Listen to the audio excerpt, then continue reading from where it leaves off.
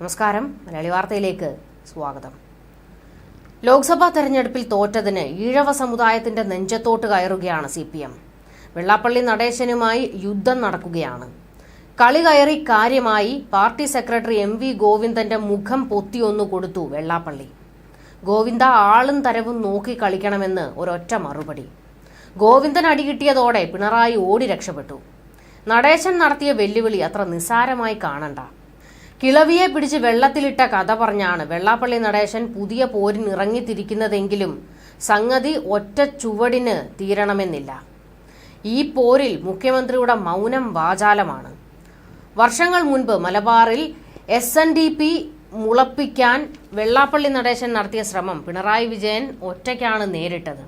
പക്ഷേ വെള്ളാപ്പള്ളിയെ മലബാറിന്റെ മണ്ണിൽ പച്ച തൊടിയിക്കില്ലെന്ന വീരവാദം ആവിയായി പോയെന്ന് മാത്രമല്ല, പിണറായി വിജയന് വലിയ നഷ്ടങ്ങൾ നേരിടേണ്ടി വരികയും ചെയ്തു എന്ന് ഓർമ്മിപ്പിച്ച് ശക്തിധരൻ ഇപ്പോൾ ശരിക്കും CPMന് അന്തകനായി മാറുകയാണ്. നിർണായക ഘട്ടങ്ങളിലൊക്കെ, അതായത് പാർട്ടി പ്രതിസന്ധിയിൽ നിൽക്കുമ്പോൾ വന്നു നിന്ന് വീണ്ടും താഴ്ത്തുന്ന മറുപടിയാണ് ശക്തിധരൻ കൊടുക്കുന്നത്. ശക്തിധരൻ പറയുന്നത് നമുക്ക് നോക്കാം. ഈ പോരിൽ പിണറായി വിജയന് ശക്തി പകരാൻ പാർട്ടിയുടെ മാധ്യമങ്ങളിൽ ആരും ഉണ്ടായില്ല എന്ന് മാത്രമല്ല, ദേശാഭിമാനി ചെയ്തു കൂട്ടിയത് മുഴുവൻ പിണറായി വിജയന്റെ അടിയിളക്കുന്ന പണിയായിരുന്നു. പാർട്ടി പത്രത്തിലെ സവർണർ എഴുതിക്കൂട്ടിയത് പാർട്ടിക്ക് ബൂമറാങ്ങായി മാറി.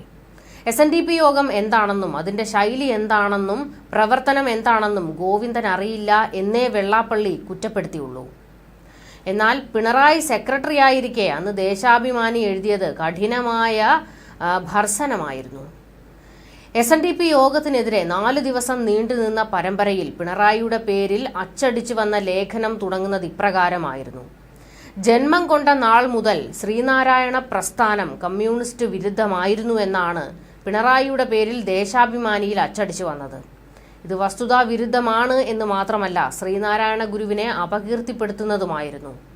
ശ്രീനാരായണ പ്രസ്ഥാനം ഒരിടത്തും കമ്മ്യൂണിസ്റ്റ് വിരുദ്ധമായിട്ടില്ല.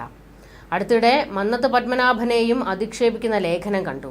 വൈക്കം സത്യാഗ്രഹ സമരത്തിൽ ശരീരം മുഴുവൻ തല്ലുകൊണ്ട് ശരീരം പൊളിഞ്ഞ മന്നത്തിനെ പാടെ വിസ്മരിച്ചാണ് ആ സൃഷ്ടി നടത്തിയിരിക്കുന്നത്.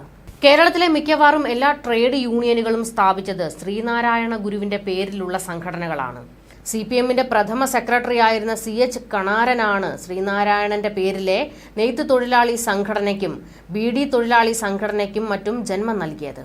ചിറയൻകീഴിൽ ചകിരി തൊഴിലാളി സംഘടന രൂപം കൊടുത്തതിന് പിന്നിൽ ഗുരു തന്നെ ഉണ്ടായിരുന്നു.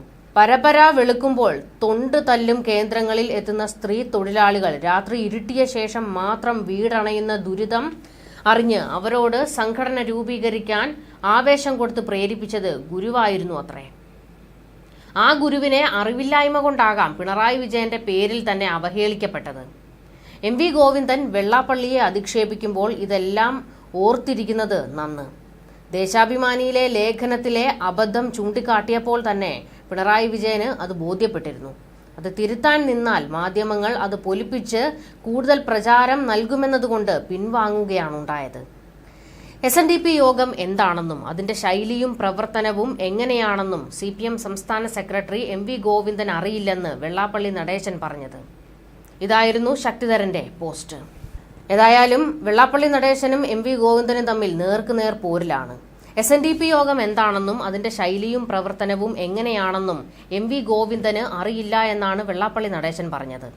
എല്ലാ സമുദായങ്ങളെയും ഒന്നിച്ചു കൊണ്ടുപോകാനുള്ള പ്രത്യേക കഴിവ് പാർട്ടി സെക്രട്ടറി ആയിരുന്ന കോടിയേരി ബാലകൃഷ്ണൻ ഉണ്ടായിരുന്നു. സെക്രട്ടറി ആയതിനു ശേഷമാണ് MV ഗോവിന്ദൻ യോഗത്തിന് നേരെ തിരിഞ്ഞു തുടങ്ങിയത്. രാഷ്ട്രീയമായ വീതം വെപ്പിൽ പിന്നാക്ക ഈഴവാദി വിഭാഗം തഴയപ്പെട്ടെന്നത് വാസ്തവമാണ്. LDFന്റെ ജീവനാഡിയായ അടിസ്ഥാന വർഗത്തെ തള്ളിപ്പറയുന്ന രീതി ശരിയല്ല. വള്ളം മുങ്ങാൻ നേരത്ത് കിളവിയെ പിടിച്ച് വെള്ളത്തിലിട്ട് രക്ഷപ്പെടുന്ന രീതിയാണ് ഇപ്പോൾ തുടരുന്നതെന്നും വെള്ളാപ്പള്ളി പരിഹസിച്ചിരുന്നു. സത്യം വിളിച്ചു പറഞ്ഞതിനാലാണ് തന്നെ കൂട്ടമായി ആക്രമിക്കാൻ ശ്രമിക്കുന്നത്. SNDPയുടെ പാരമ്പര്യം മലബാറിലെ ചില നേതാക്കൾക്കറിയില്ല. ഗോവിന്ദൻ മാഷ് ആര് പറഞ്ഞാലും കേൾക്കില്ല എന്നും വെള്ളാപ്പള്ളി തുറന്നടിച്ചിരുന്നു. എന്തായാലും ഈ ഒരു അവസ്ഥയിൽ ഈഴവ വിഭാഗത്തെ CPM കൂടുതൽ ചൊടിപ്പിക്കാതിരിക്കുന്നതായിരിക്കും നല്ലത്. വോട്ട് ബാങ്ക് ഇനിയും തകർന്നാൽ അടിയേറ്റിരുന്നു പോകും. ന്യൂസ് ഡെസ്ക് മലയാളി വാർത്ത.